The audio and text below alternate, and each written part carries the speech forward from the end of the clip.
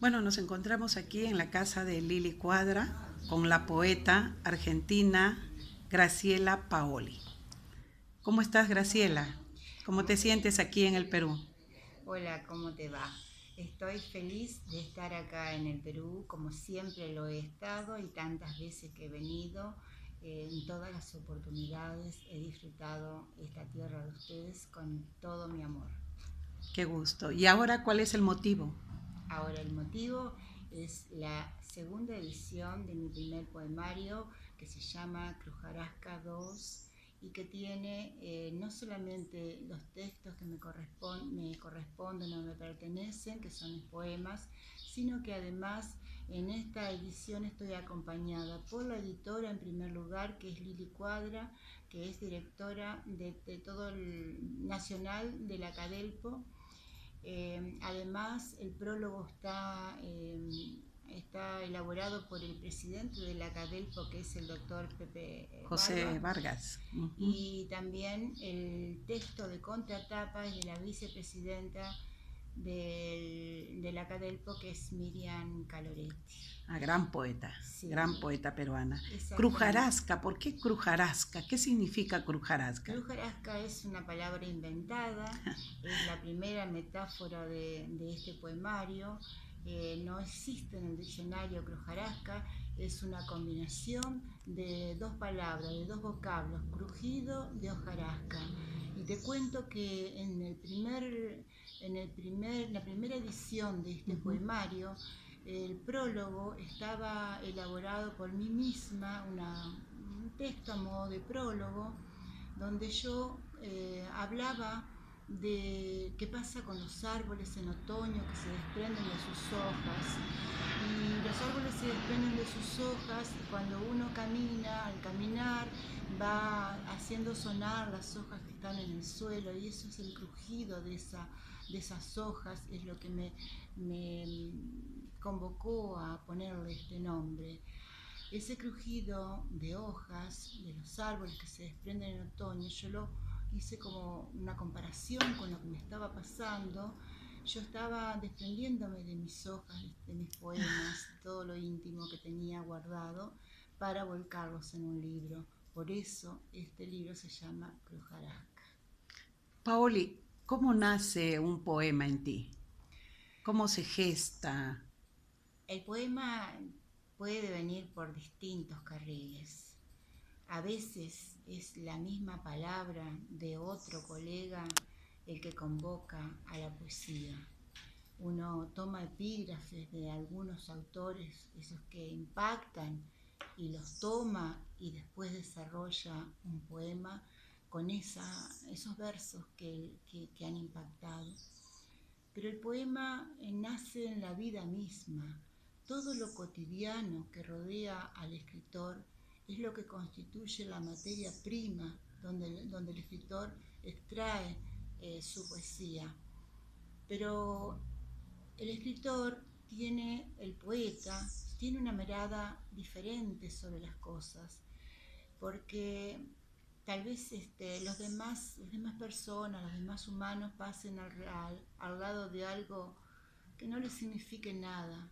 El poeta a lo mejor en ese mismo objeto que no le significó nada al otro, extrae la poesía.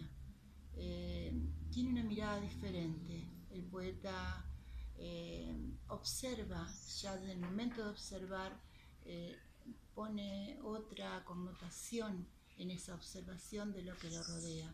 Por eso nacen los poemas.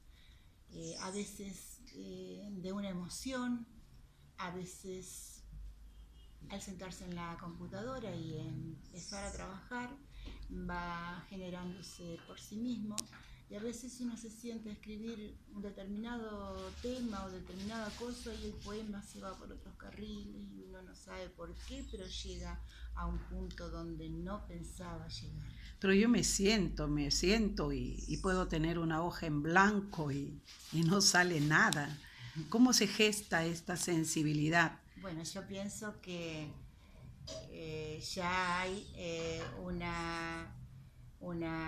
algo interno que la persona, una capacidad interna de la persona en generar esa forma de manifestarse artísticamente. Dime, ¿eres docente? Soy docente. ¿Eres docente de educación primaria, Primaria y de media también.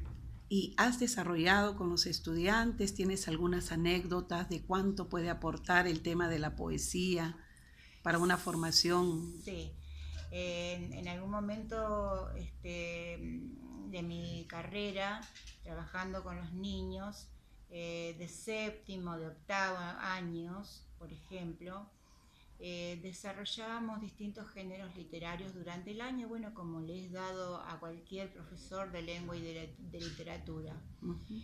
Esos géneros literarios que iban siendo, que fueron desarrollados primero a partir de la obra literaria de un autor, analizándolos desde distintos aspectos.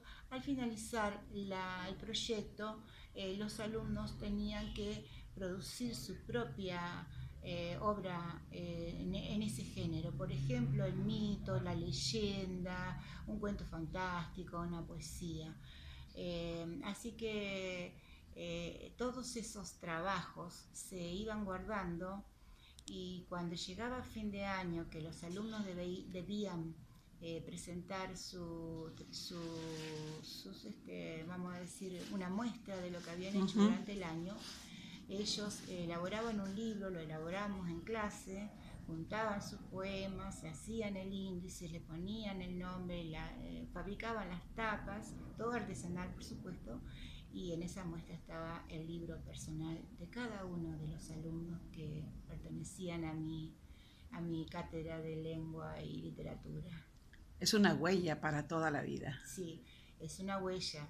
Y en algún lugar, alguna vez me he encontrado con alumnos que me dicen: señora, por su culpa todavía escribo. Oh, qué bello, qué lindo. Pero ¿cuándo nace la poesía en ti? ¿Cuándo empiezas a...? La poesía en mí debe haber estado siempre. El dibujo sé que estuvo siempre, porque este libro también tengo que contar que la ilustración de tapa es un trabajo hecho en el taller de pintura, que es una guada bonito, en claro. tinta china y en acrílicos. Y también tiene que ver con las hojas y con hojas secas. Por eso me parecía que iba bien con este título, con este libro. Te decía que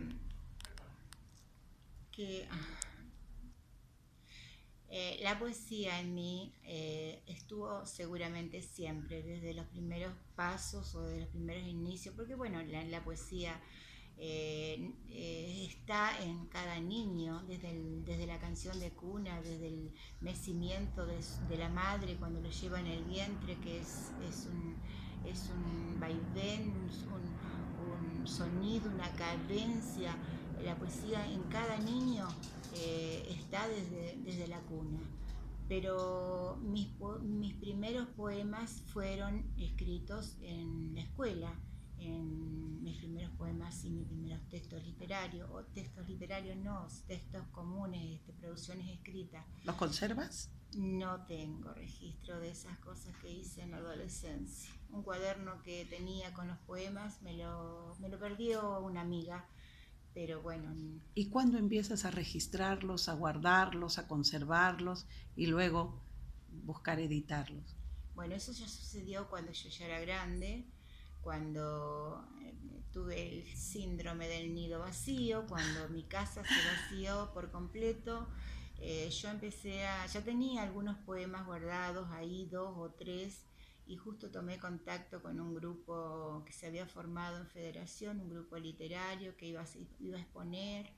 Entonces ahí empezó la producción sistemática, y empecé en ese año. El grupo editó un primer libro en el año 94, y después ya en el 96 tuve mi propio libro, que fue el Cruz Jarasca 1 y ahora el Cruz Jarasca 2. ¿Qué representa el Perú para ti? ¿Por qué aquí en el Perú vienes a presentar este libro? Ya, claro, nos has explicado lo de Lili Cuadra, tu editora, tus amigos, pero ¿qué más es el Perú para ti?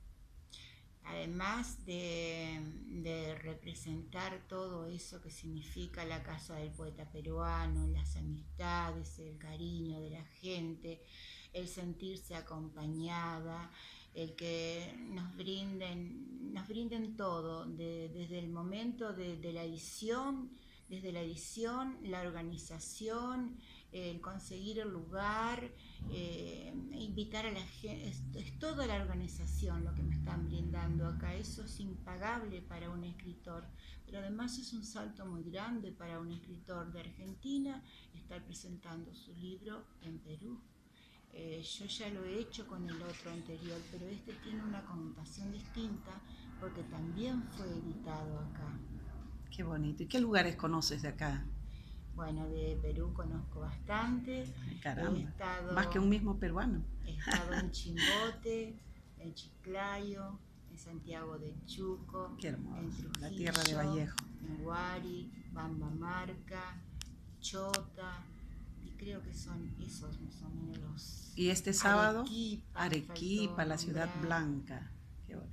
¿Y este sábado vas a estar? Este sábado voy a estar en la Casa de la Literatura Peruana, acompañada por toda la Cadelpo, o casi todo, por lo menos la mesa directiva de la Cadelpo va a estar conmigo, y están todos los peruanos, los limeños, invitados a asistir, los que tienen interés o a los que les gusta la poesía, a asistir a la presentación de mi libro, que es a las 5 p.m.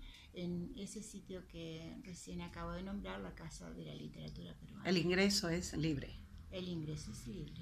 Muy bien, muchísimas gracias y esperamos compartir contigo ese maravilloso momento. Muchísimas gracias a ustedes por preocuparse, por acompañarme y por estar haciéndome esta nota.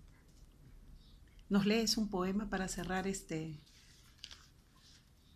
conversación? Encantada. ¿Cuál te gustará? Me gusta, para compartirles a ustedes, el primer poema que tiene que ver con mi infancia, con mi vida en el campo. No era mi vida diaria, sino la vida de vacaciones cuando yo iba a la casa de mis abuelos. El poema se llama Beber los cielos. Allá en el tiempo en que un sol perezoso se amarraba mis pestañas en cada amanecer, entre pulpos de nervaduras he dibujado nidos en el cielo.